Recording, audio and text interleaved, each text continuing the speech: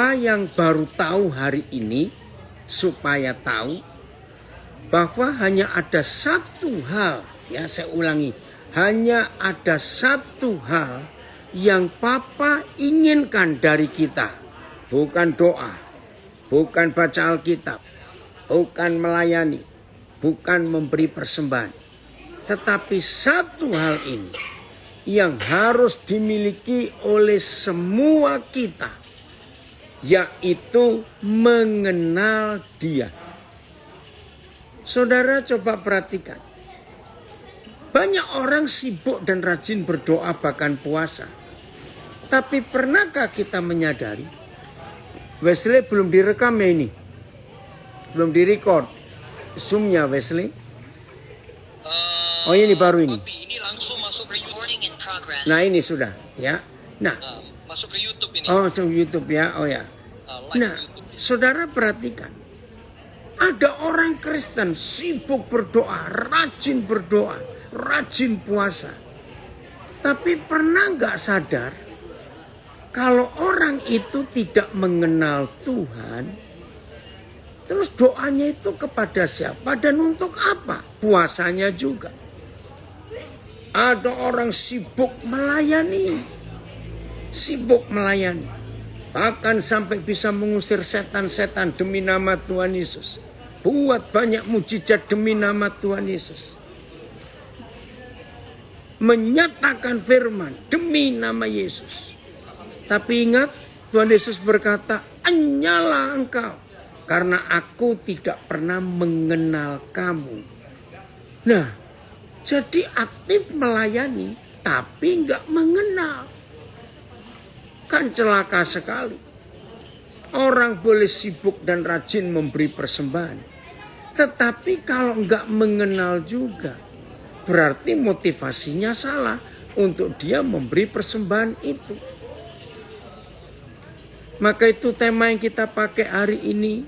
Belajar mengenal Papa dalam segala hal. Dan izinkan saya mengatakan kalimat ini. Kalau ada di antara saudara tidak setuju, tidak apa-apa. Saya tetap sayang saudara dan mengasihi saudara. Sekolah teologi tidak membuat orang bisa mengenal Tuhan. Yang kaget dulu lalu baru mikir. Saya ulangi, sekolah teologi, sekolah Alkitab tidak membuat orang itu bisa mengenal Tuhan. Segala aktivitas rohani, retreat, seminar, dan doa, puasa, doa pagi, kelompok membaca Alkitab. Oh, sekarang ini begitu banyak grup-grup, kelompok-kelompok pembaca Alkitab. Silakan. Tapi semua aktivitas rohani itu tidak bisa membuat kita mengenal Tuhan. Nggak bisa. Lalu bagaimana bisa mengenal Tuhan?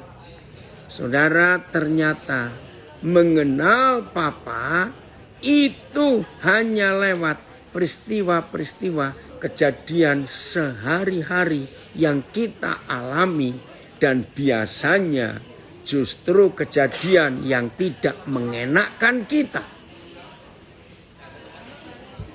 Nah, maka itu ayo kita mengucap syukur dalam segala hal. Nah, jadi ketika Tuhan menyuruh Paulus menyatakan firman-Nya, ternyata segala aktivitas rohani tidak membuat kita bisa mengenal Tuhan. Nggak bisa. Mengenal Tuhan itu justru lewat kejadian sehari-hari. Ketika ada banyak hal yang tidak mengenakkan itu terjadi. Maka itu Tuhan menyuruh Paulus. Ya, Tuhan menyuruh Paulus untuk menulis. Mengucap syukur dalam segala hal. Ya, ucapkan syukur dalam segala hal. Mengapa harus mengucap syukur dalam segala hal? Berarti yang tidak enak pun yang kita alami, kita tetap harus mengucap syukur. Karena ya, lewat yang tidak enak itu juga Papa akan jadikan itu kesempatan, akan jadi fakta bahwa kita bisa mengenal Dia. Ini yang luar biasa dalam hidup ini. Lihat aja fakta tahun yang lalu waktu virus corona Delta begitu mengerikan terjadi di banyak kehidupan. Saudara, ternyata dari banyaknya peristiwa itu, maka orang mulai menyadari bahwa hidup ini rentan, hidup ini fragile, hidup ini sangat berbahaya. Lewat virus corona, virus Delta tahun yang lalu, orang makin mengenal Tuhan. Ternyata uang nggak bisa buat apa-apa. Nah, maka itu saudara, usahakan untuk segala kejadian yang ada dalam hidup kita, kita bisa mengenal Papa. Waktu demi waktu, maka kita bisa mengenal Papa. Lewat kejadian apa saja.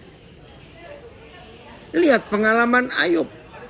Di dalam Ayub 42, Ayub menulis, dulu aku tahu Tuhan karena kata orang.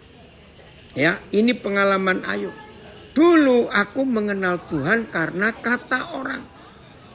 Tetapi sekarang, ya lihat. Tetapi sekarang aku tahu sendiri.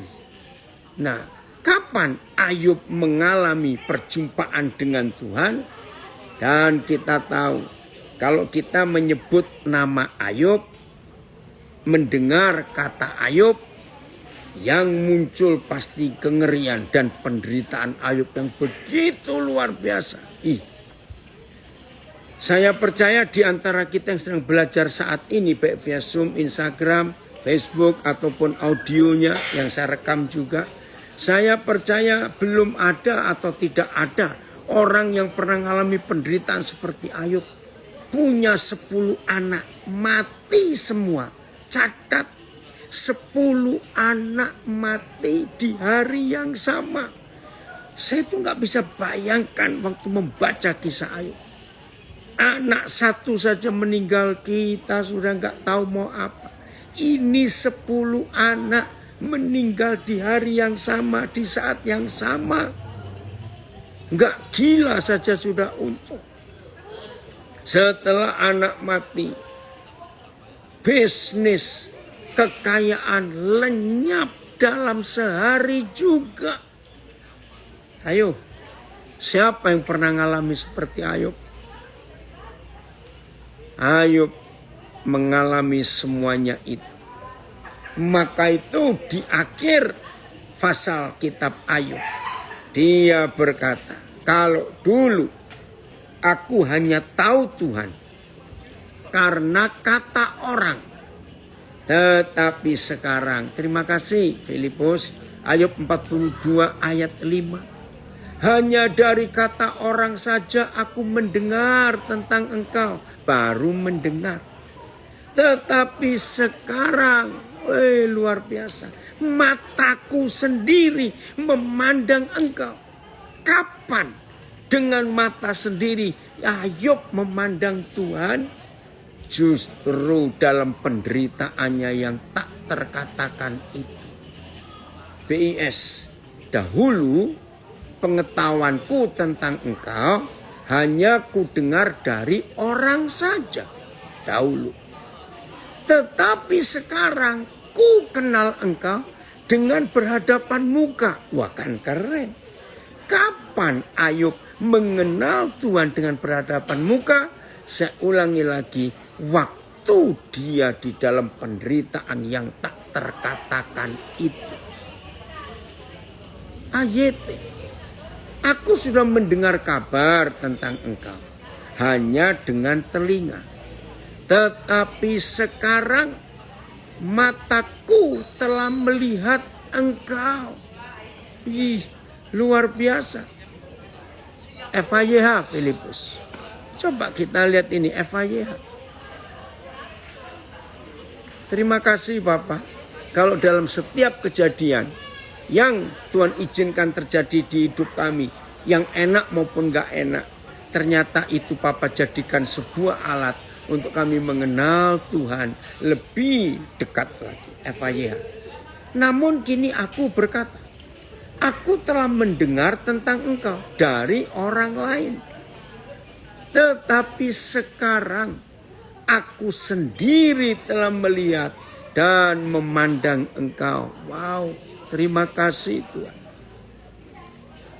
Nah, coba saudara tanyakan kepada diri sendiri. Kapan terakhir kali saudara mengalami perjumpaan dengan Tuhan secara pribadi lewat kejadian atau peristiwa yang tidak mengenakan? Kapan? Ayo jawab. Nah, disitulah kita bisa mengenal Papa kita. Saudara, tahun 70, tanggal 20 Agustus tahun 70, pertama kali Tuhan hadir di hidup saya secara nyata. Ya, tahun 70 tanggal 20 Agustus. Ketika saya selama 5 tahun dari tahun 65, saya mengalami kecamuk dan kemarahan dengan Tuhan. Saudara, karena Papa yang sangat mengasihi kami anak-anaknya meninggal dengan cara yang sangat menyakitkan hati. Dia dibunuh. Dan kami nggak tahu sampai hari ini Papa kami dikubur di mana. Ketika dia selesai diculik, di situ saya marah dengan Tuhan. Tuhan, kenapa Engkau tidak melindungi Papa? Saya kecewa dengan Tuhan. Sangat kecewa. Saya marah, tapi ya sebagai anak-anak waktu itu. Sampai suatu hari, guru agama sekolah saya waktu itu kelas 2 SMP, memberitahukan kami murid-murid agama Kristen untuk hadir di sebuah acara. Ya, waktu itu diadakan di gedung Gelora Pancasila di Surabaya, di Jalan Indragiri, dengan tim Kapal Logos. Ya, tim Kapal Logos ini tim penginjilan yang keliling dunia dengan kapal. Waktu itu kapal Logos berlabuh di pelabuhan Tanjung Perak. Saudara, di situ saya berkesan lihat mereka. Pengkhotbahnya waktu itu Josh Warwer, ya, dari Inggris.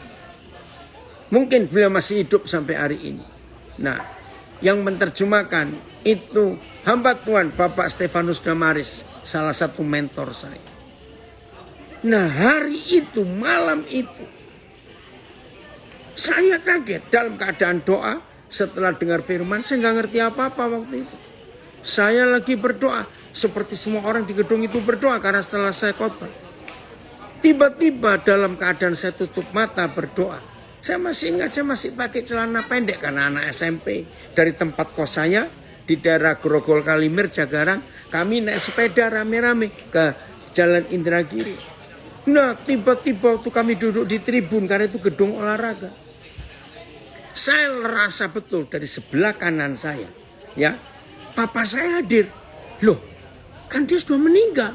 Kenapa ada di sini? Aduh, saya menangis. Waktu itu saya masih punya pikiran, kalau bisa ketemu Papa ya, kalau mungkin dia nggak meninggal, cuma mungkin ada di satu tempat yang kami tidak tahu. Maka itu ketika saya lagi berdoa, lagi tutup mata, tiba-tiba saya merasa Papa saya hadir dari arah sebelah kanan.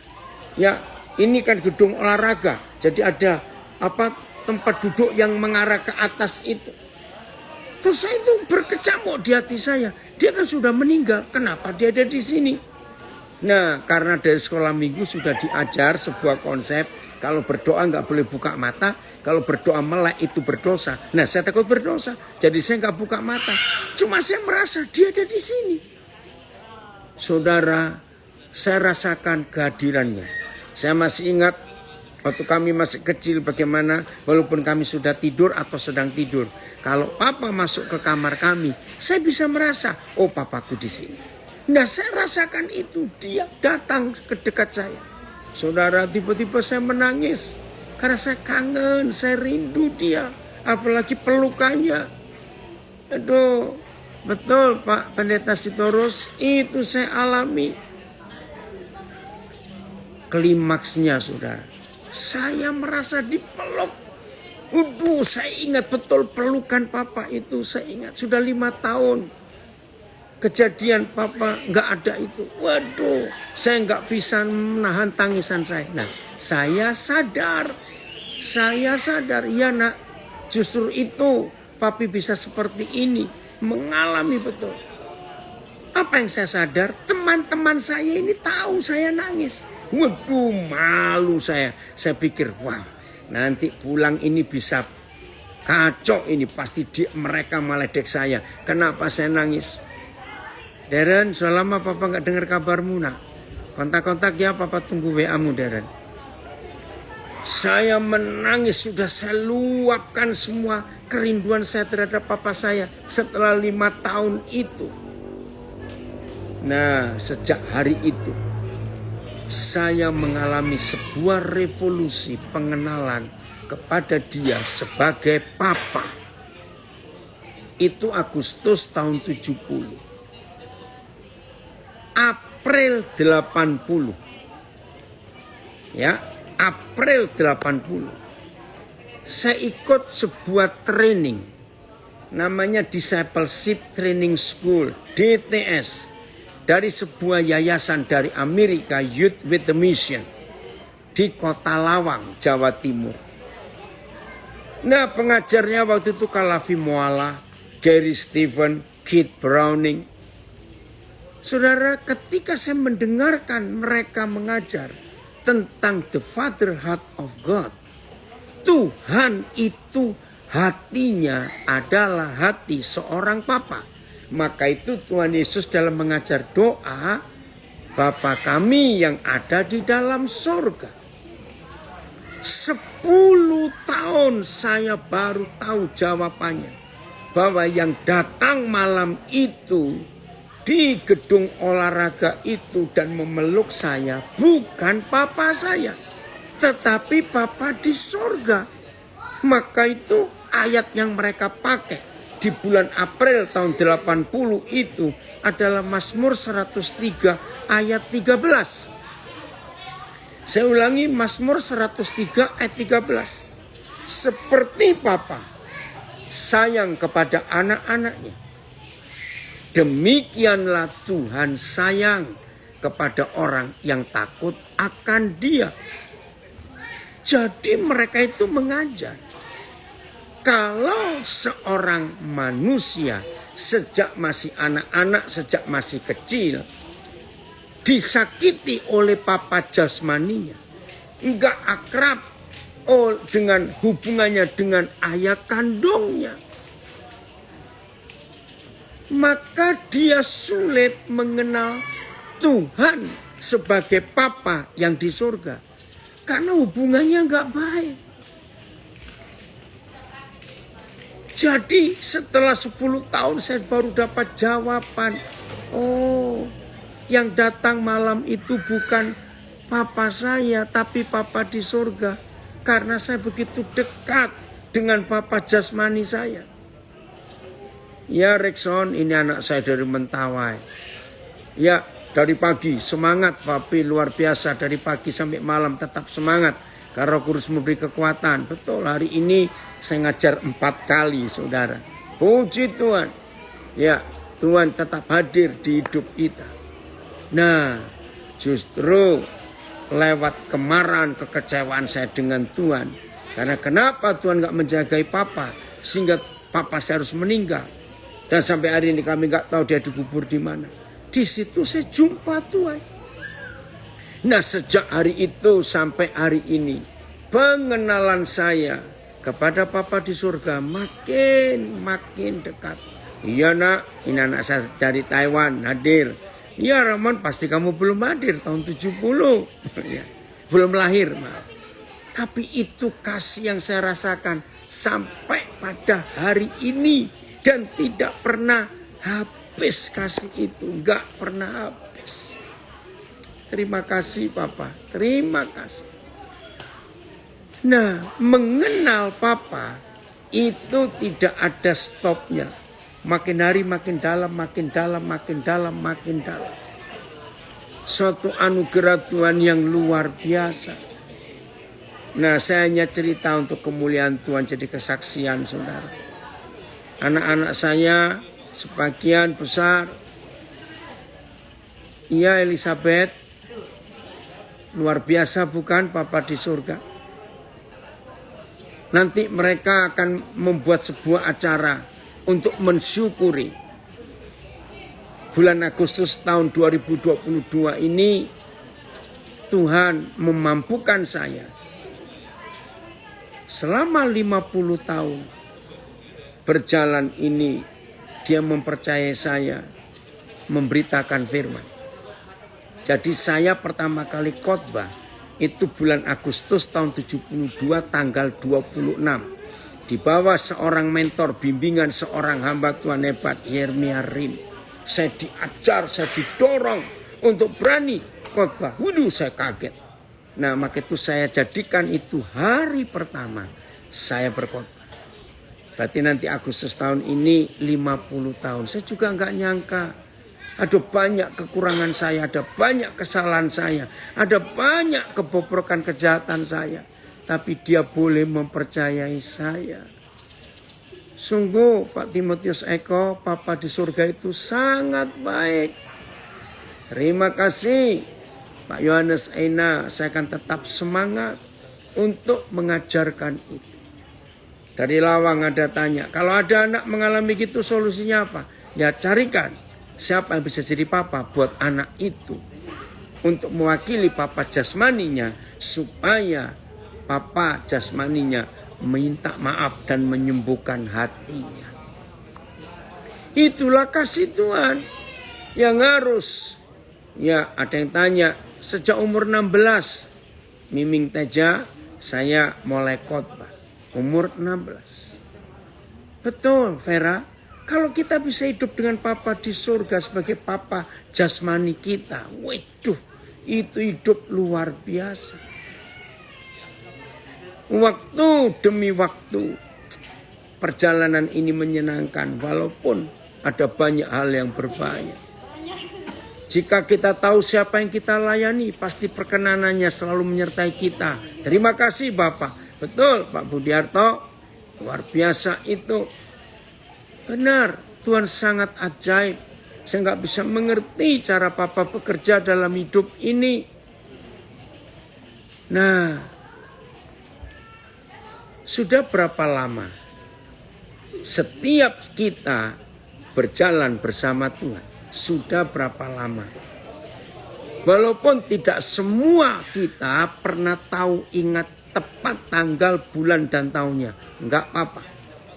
Tapi paling tidak saudara bisa mengira-ngira sampai di bulan Maret 2022 ini. Aku sudah berapa lama ya berjalan bersama Tuhan? Nah pertanyaannya, sudah seberapa dalam? Ya, sudah seberapa dalam kita mengenal Dia selama berjalannya waktu ini? Mari kita lihat ayat ini. Kejadian pasal 5 ayat 22. Betul, ini anak saya dosen dari Petra. Terima kasih Ellen. Betul. Dia, Papa di surga membuat Papa bisa konsisten sampai hari ini dalam pelayanan ini. Itu anugerah Tuhan yang luar biasa. Terima kasih Papa. Saya juga nggak pernah mikir kalau ada sampai tahun ke-50 dalam pelayanan ini. Dan Heno hidup bergaul dengan Tuhan. Catat kata hidup bergaul. Maka itu Heno diangkat Tuhan tanpa lewat kematian. Karena dia bergaul dengan Tuhan. Berarti kalau bergaul kenal. Ya, TSI. Sesudah Metusala lahir, Heno hidup bersekutu erat dengan Tuhan. Nah, ini terjemahan sederhana Indonesia. Bersekutu erat dengan Tuhan selama 300 tahun. Wih. Ya, bergaul. AYT, Henokh berjalan bersama dengan Tuhan. Ya, berjalan bersama dengan Tuhan. Pak Albinus, nggak usah takut. Pengalaman kita berarti sama. Saya umur 9 tahun. Ayah saya meninggal. Ya, ini tadi Zoom ada yang namanya Pak Albinus. Nggak usah takut. Ayo kita mengenal Papa di surga. Saya ulangi. AYT, Henokh berjalan dengan Tuhan. Ya. Henokh hidup dalam persekutuan dengan Tuhan. TSI, Henokh hidup bersekutu erat dengan Tuhan. FAYH-nya bunyi apa itu? Nah, ini saudara yang kita harus tahu. Selama sekian tahun kita berjalan dengan Tuhan, ada pengalaman apa saja? FAYH. FAYH Filipus. Ya, tunggu. Oke. Henokh berusia 65 tahun ketika Metusala putranya lahir. Sesudah itu ia hidup 300 tahun lagi dalam persekutuan dengan Tuhan. Wih. 300 tahun hidup dalam persekutuan dengan Tuhan. Kemudian ketika berusia 365 tahun dan tetap dalam persekutuan dengan Tuhan, ia menghilang karena Tuhan telah mengangkat dia. Ini FAYH. Jadi saudara, kisah Henokh ini yang ditulis pertama kali di dalam Alkitab adalah orang yang tidak mengalami mati, tapi diangkat. Ini orang pertama. Bukan karena dia rajin doa puasa, bukan karena dia rajin memberi persembahan, bukan karena dia aktif melayani, tidak. Karena dia hidup berjalan bersama Tuhan, hidup bergaul, hidup bersekutu erat dengan Tuhan. Luar biasa. Maka itu mulai hari ini, ayo semua kita belajar menghidupi seperti hidup Henokh. Bergaul, berjalan bersama, persekutuan yang erat. Aduh, itu luar biasa, saudara. Roh Kudus menolong saya selama 50 tahun dalam pelayanan ini untuk tetap bisa hidup berjalan, bergaul erat, bersekutu erat dengan Tuhan. Maka itu bagi beberapa saudara yang tahu, hasil dari semua pelayanan yang Tuhan percayakan sampai hari ini, yaitu karena saya bergaul dengan Tuhan. Tadi ada yang memberi kesaksian. Oh, Yohanes Aina. Maaf ini. Papi lupa ini ya. Saya saksi papi sejak di Betel Ngagel. Tidak pernah berubah kasih papa buat papi. Oh ya, Yohanes Aina, maaf ya papi lupa siapa ini kamu ya. Terima kasih untuk memberikan fakta itu. Jadi ada yang kenal saya sejak tahun 70-an itu di GBI Ngagel Madya. Baik, saya lanjutkan. Maka itu ayo kita tanyakan dalam hidup kita. Seberapa erat, seberapa lengket, seberapa dekat, seberapa menyatunya kita dengan Bapa di surga, dengan Tuhan Yesus, dengan Roh Kudus. Seberapa? Kalau saudara baca Yohanes 17, saya nggak pernah ngitung. Kalau ada yang pernah ngitung, beritahukan saya. Berapa kali dalam satu pasal Yohanes 17, Tuhan Yesus berkata berulang-ulang, aku dan Bapa itu satu. Aku dan Bapa itu satu. Itu berulang-ulang. Demikianlah Yesus berdoa supaya mereka bisa bersatu seperti kita. Wih, itu doa yang luar biasa, saudara. Supaya kita, murid-muridnya di dunia ini, bisa bersatu. Seperti Bapa dan Yesus itu satu.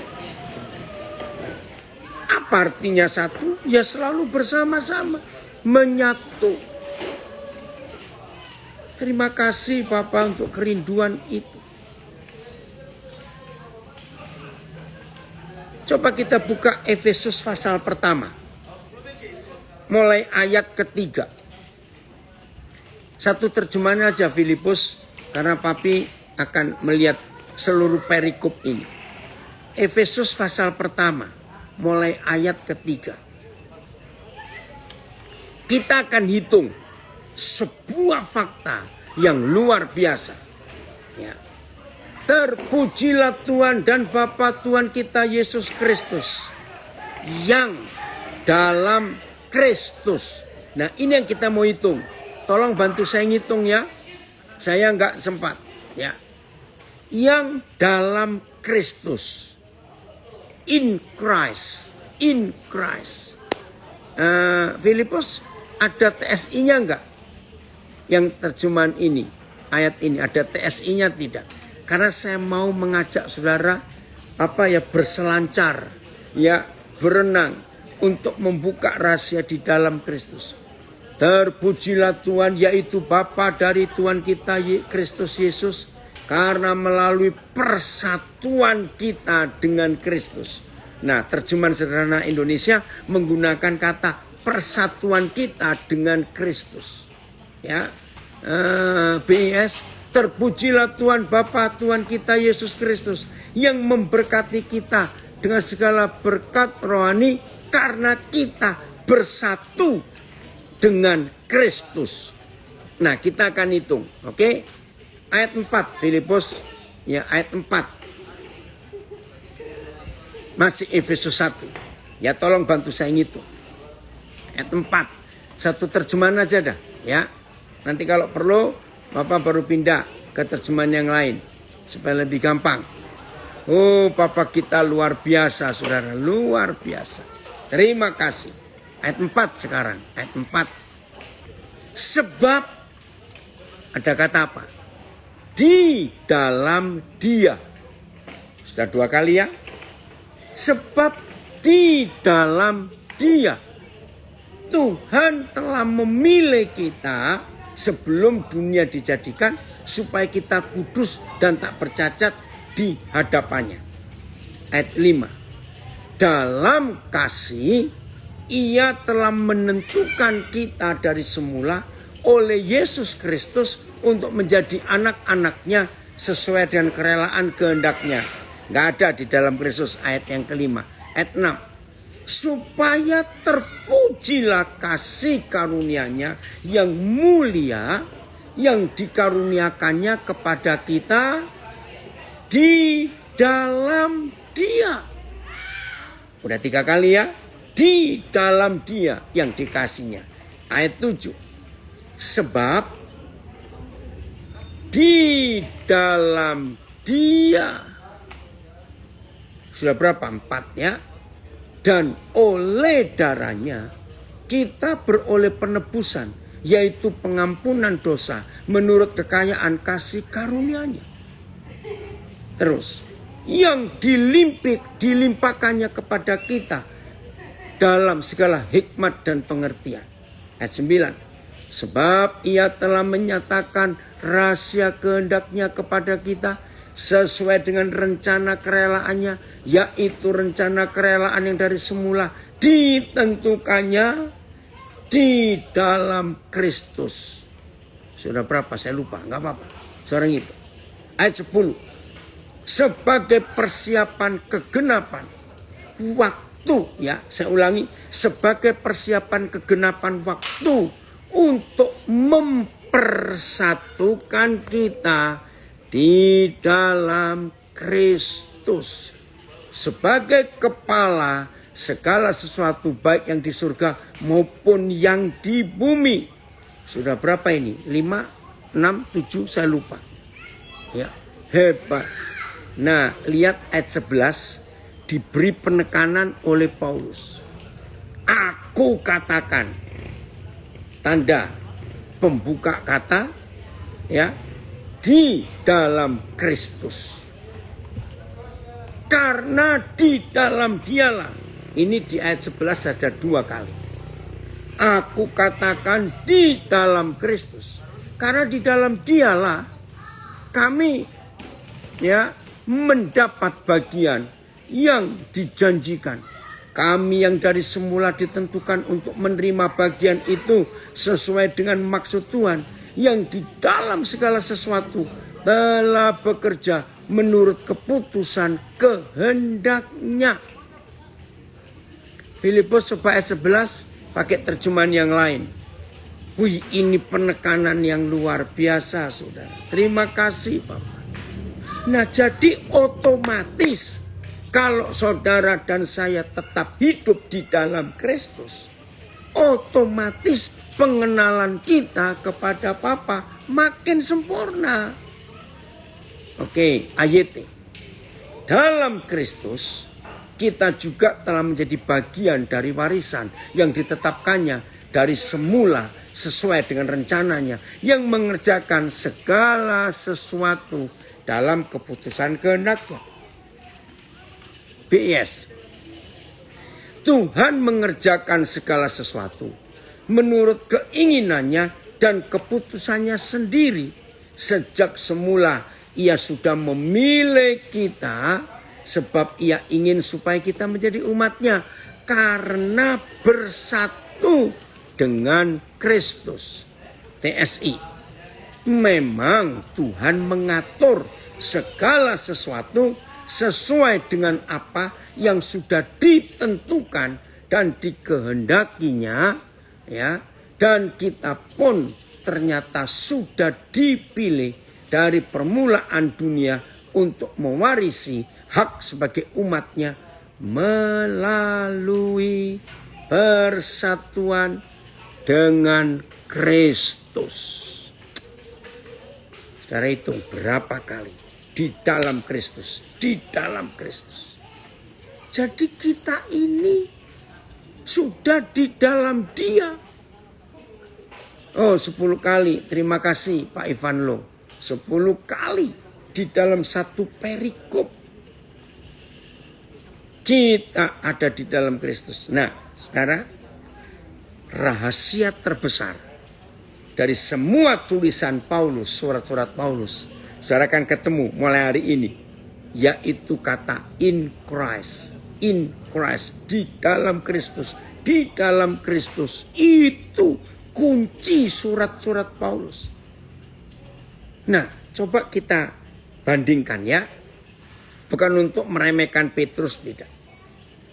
Antara Petrus dengan Paulus, supaya mulai hari ini saudara bisa mengetahui. Antara Petrus dengan Paulus. Coba.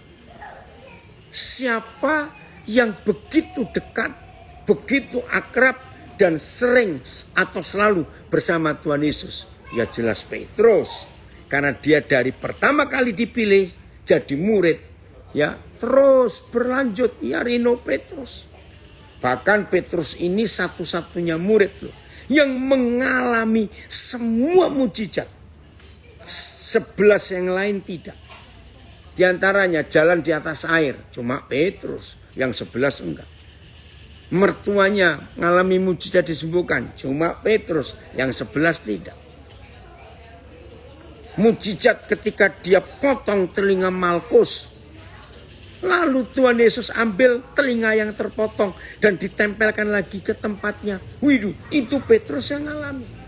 Bayangkan, Petrus yang dari awal gak pernah lepas dari Tuhan Yesus. Tapi pertanyaannya, mengapa dia hanya menulis 2 kitab dari 27 kitab perjanjian baru?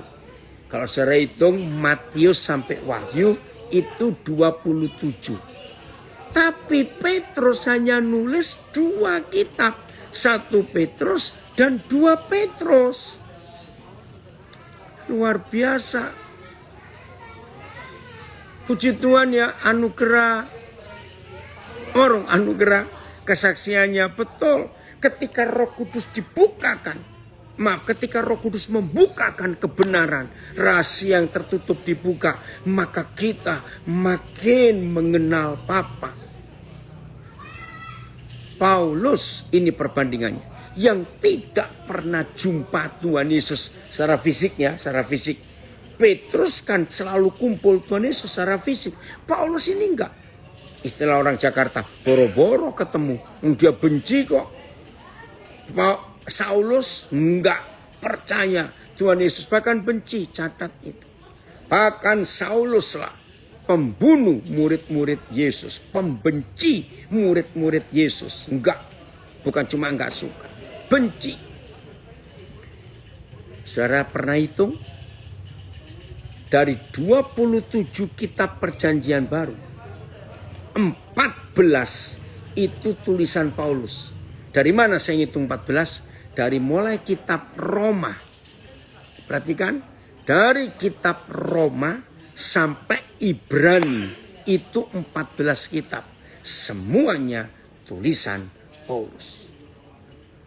Maka itu ketika pertama kali saya mempelajari itu, kok bisa? Ayo saya buktikan. Bagaimana Paulus bisa menulis firman? 14 kitab. Saya pernah bongkar, saya pernah hitung itu.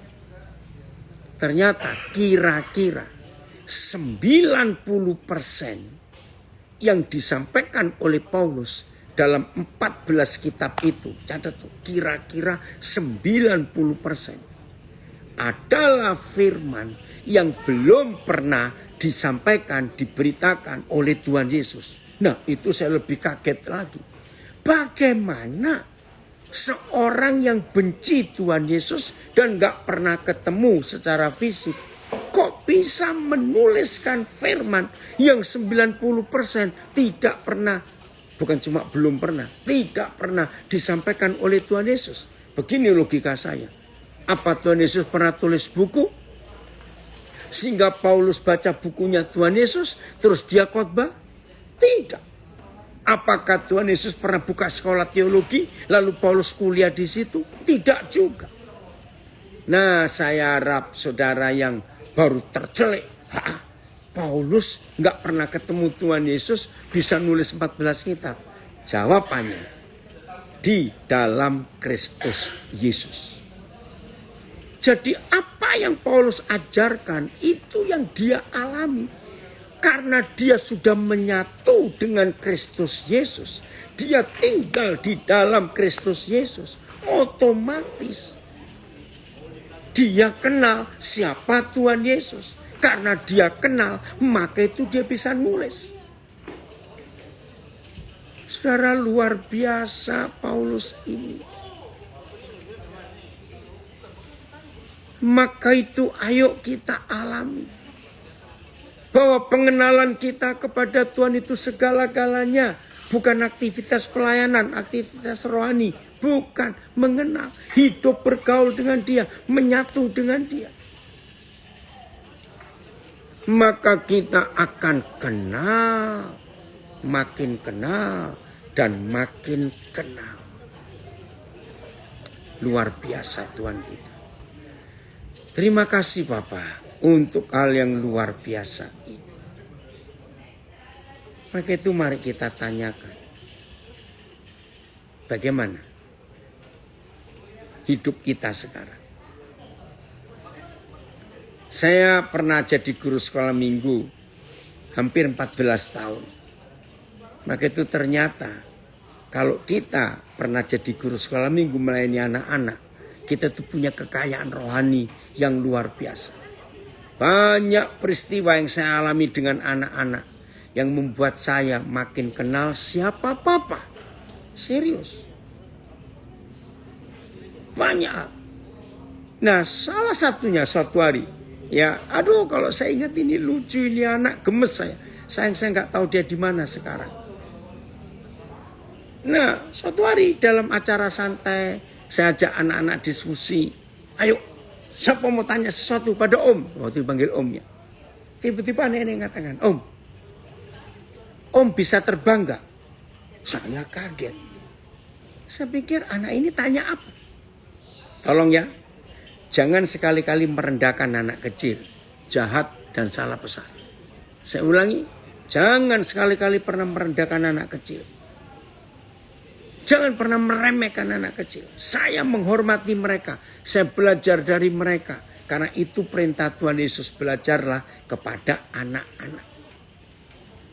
Ya, logikanya, anak kecil ngerti apa? Apalagi pertanyaannya, Om bisa terbang gak? Pertanyaan model apa itu? Tapi saya respect, saya hargai. Ya gak bisa lah. Jadi Om gak percaya kalau ada manusia bisa terbang? Enggak lah.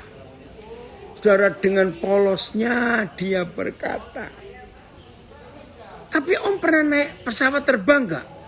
Saya kaget. Iya pernah. Nah, kalau Om naik pesawat terbang, Om itu terbang atau duduk atau tidur atau apa? Saya tertawa, saudara. Tapi dengan pertanyaan itu saya menemukan jawaban. Mustahil manusia bisa terbang. Tapi kalau ada manusia tinggal naik pesawat terbang, berarti manusia itu ada di dalam pesawat atau di luar pesawat. Jangan bilang di luar pesawat ya, jangan. Ayo jawab. Jadi manusia itu ada di dalam pesawat atau di luar? Ya di dalam dong, masa di luar? Nah, manusia nggak bisa terbang. Tapi kalau sudah di dalam pesawat terbang, yang sedang terbang pesawatnya, pasti orang itu bisa ikut terbang. Sejak anak itu menanyakan saya, Om bisa terbang? Tidak. Maka saya bisa mengerti rahasianya Paulus di dalam Kristus. Di dalam Kristus.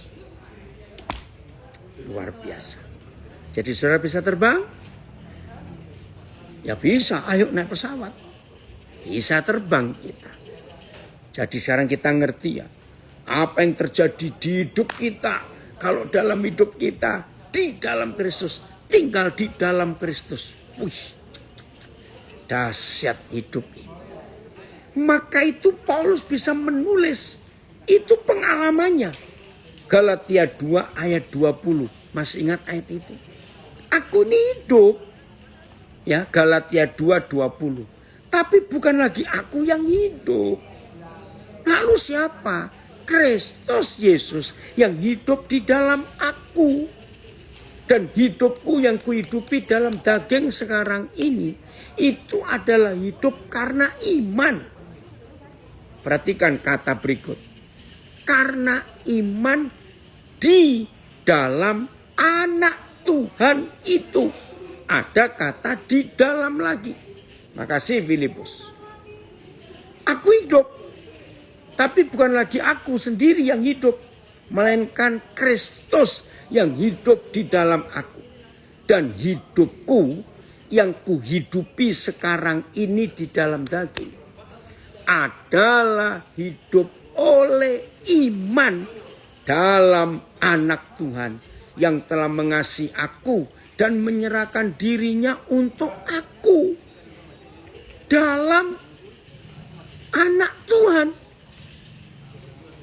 Wih, ini luar biasa saudara. Terima kasih Bapak. TSI-nya ada Filipus? Oke, saya bacakan TSI-nya. Sekarang saya menganggap bahwa diri saya sudah disalibkan bersama Kristus. Menganggap. Itu berarti bukan lagi saya yang mengurus hidup saya. Tetapi Kristus yang hidup di dalam diri saya. Seluruh hidup saya di dalam tubuh duniawi ini, saya jalani hanya berdasarkan percaya penuh kepada anak Tuhan itu. yang begitu mengasihi saya sampai dia menyerahkan dirinya untuk menebus saya. Luar biasa imannya Paulus ini. Jadi kalau saudara dan saya betul-betul hidup di dalam Kristus, in Christ. Wih saudara, kemanusiaan kita akan ditelan habis oleh kemuliaan Tuhan. Saya ulangi kalimat ini. Kalau saudara dan saya hidup di dalam Kristus, maka kemanusiaan kita itu ditelan oleh kemuliaan Tuhan. Siapa manusia yang pernah mengalami ini? Saya beritahu, Musa. Saudara, ketika Roh Kudus membukakan rahasia ini, saya kagum. Waktu Musa di Gunung Sinai, kan Yahweh Tuhan bilang pada Musa, Musa kamu naik, aku ingin jumpa engkau. Tolong dicatat, Musa tidak pernah diberitahu naiknya ketemunya berapa hari. Itu nggak diberitahu. Dan tolong dicatat juga Musa tidak diberitahu, kamu puasa loh Musa. Tidak. Maka itu saya kalau mau puasa pakai sistem Musa. Oh terima kasih, saya belum kenal nama Mi. Oh ini Edi toh. Ya Ed, anak saya dari Banjarmasin nulis di Instagram. Hidup di dalam Kristus itu adalah kemanusiaan kita ditelan oleh kemuliaan Tuhan. Betul. Nah saya terangkan. Itu Musa. Maka itu kalau puasa jangan pakai cara agamawi. Karena orang yang puasa pakai cara agama. Misalnya begini ya, jangan tersinggung. Kalau saudara tidak ya nggak apa-apa. Gembala memberitahu saudara, Rabu depan kita puasa. Lalu buka sama-sama, kita doa di gereja jam 4 sore. Biasanya begitu. Nah ternyata ada banyak orang yang salah puasa. Itu puasa agama. Selasa malam makan kenyang-kenyang karena Rabu mau puasa. Nah selama puasa seharian itu nggak sibuk bersekutu, bergaul, bersekutu erat dengan Tuhan, tapi sibuk kerja lalu ngitungin jam. Waduh jam 12 perut sudah bunyi, sabar 4 jam lagi. Jam 3, aduh 1 jam lagi. Kurang 10 menit ngeliatin jam. Kurang 5 menit ngeliatin jam, 4 kurang 5 menit. Begitu kurang 1 menit nungguin. Begitu dang jam 4. Puji Tuhan saya sudah puasa. Hari ini terima kasih Tuhan. Ayo kita makan. Saudara kalau puasa model begitu, itu bukan puasa yang Tuhan kehendaki. Itu puasa hanya merubah jam makan. Maaf jangan tersinggung. Tapi puasa yang benar itu puasanya Musa. Puasanya Esther. Yang gak sibuk makan, gak sibuk minum. Tapi sibuk bergaul erat, intim dengan Tuhan. Jadi ketika Musa disuruh naik ke gunung itu, Musa gak tahu kalau itu puasa.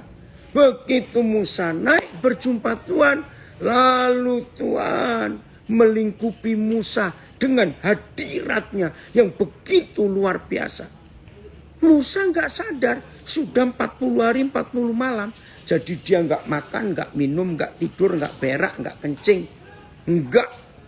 Semua metabolisme tubuh manusia lenyap. Waktu hilang. Jam tidur tidak ada, jam makan tidak ada. 40 hari tetap sehat. Saudara pernah tahu jawabannya enggak? Mengapa ketika Musa turun dari gunung itu, wajahnya bercahaya seperti cahaya matahari. Sampai bangsa Israel enggak tahan menutup wajahnya. Karena melihat cahaya kemuliaan di wajah Musa. Catat mulai hari ini. Saudara dan saya yang mau hidup in Christ, di dalam Kristus, maka kemanusiaan kita ditelan habis dalam kemuliaan Tuhan. Walaupun Musa masih hidup di bumi, tetapi seluruh sistem hidup tubuh jasmaninya ditelan dalam kemuliaan. Sehingga dia nggak pernah sakit, walaupun nggak makan, nggak minum 40 hari 40 malam. Maaf, nggak kencing, nggak berak, nggak mandi, nggak tidur. Maaf ya, kalau ada yang menyalahkan saya dengan berkata, Pak Daniel ayatnya di mana? Kalau Musa nggak minum, nggak tidur, nggak. Memang nggak ditulis. Tapi masalahnya, di Gunung Sinai waktu ketemu Tuhan, masa ada sayur, masa ada daging, masa ada air? Daerah tandus. Juga mana Musa sempat masak? Maaf. Tapi saya menghormati. Kalau saudara nggak percaya, nggak apa-apa. Karena memang tidak tertulis. Itu Musa. Dia bergaul. Menyatu dengan Tuhan.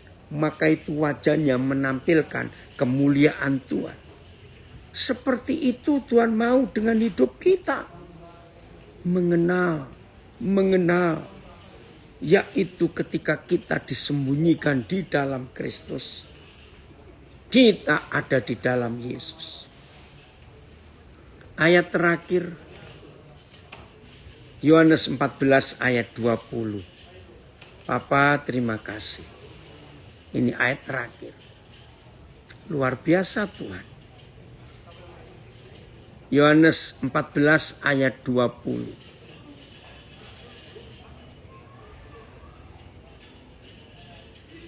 Belum ketemu. Ya. Pada waktu itulah kamu akan tahu. Tahu apa? Wih, terima kasih.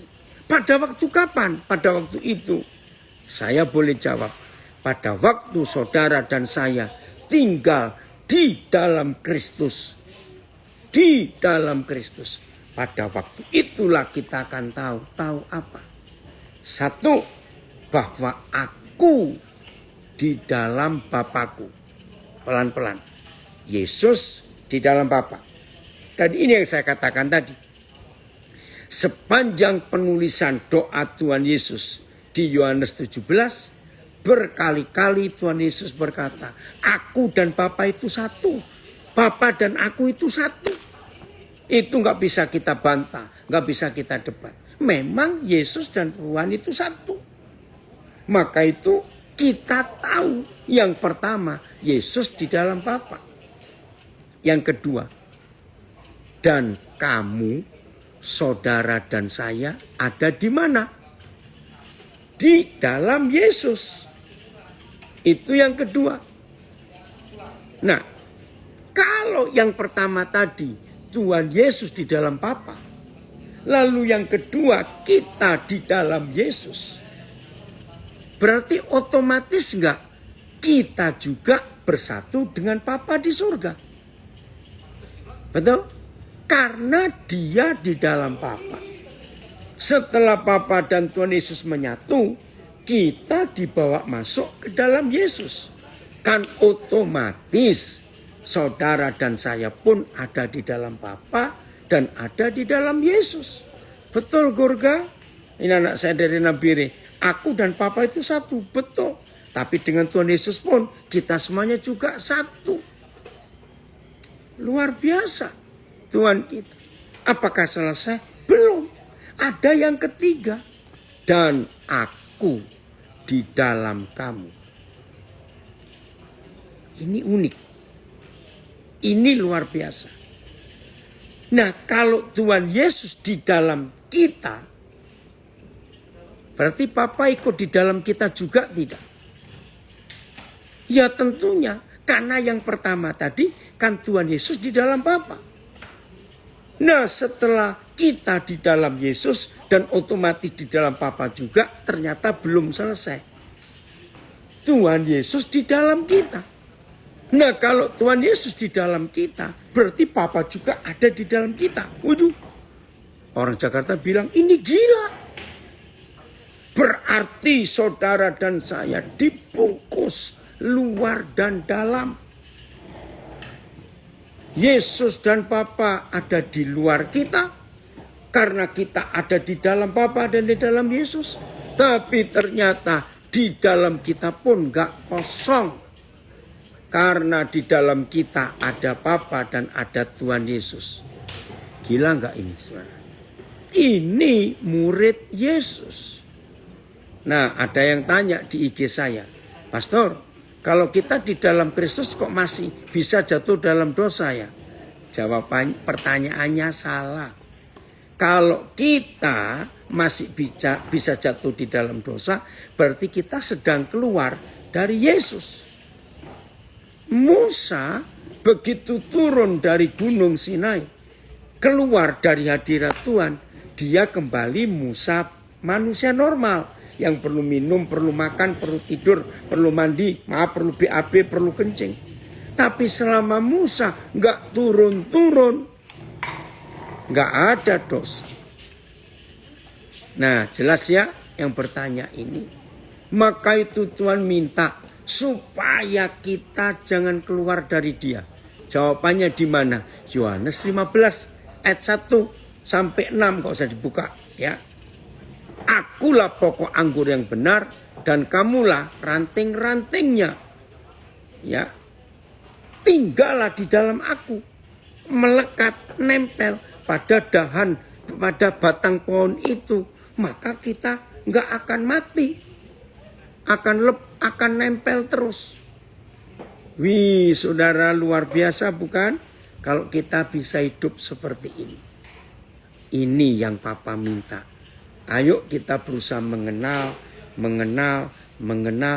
dengan cara kita tinggal di dalam Dia. Ternyata Yesus pun mau tinggal di dalam kita. Wah, bagaimana hidup ini gak semangat, bagaimana hidup ini gak sukacita, bagaimana hidup ini gak bahagia. Jelas ya? Puji Tuhan untuk semuanya ini. Ya betul Niki, dan kita akan berbuah dengan sendirinya karena nempel terus dengan pokok pohonnya. Terima kasih Bapak. Maka itu kita akan sehat terus, akan bahagia terus, akan sukacita terus, mengucap syukur terus. Walaupun situasinya gak enak, gak baik. Terima kasih Bapak. Engkau adalah pribadi yang punya inisiatif pertama kali untuk mengenalkan diri kepada kami. Terima kasih untuk itu. Tuhan Yesus memberkati kita semua. Dan hidupi firman ini dan tinggallah di dalam Dia. Pasti hidup ini luar biasa. Tuhan Yesus memberkati kita semua.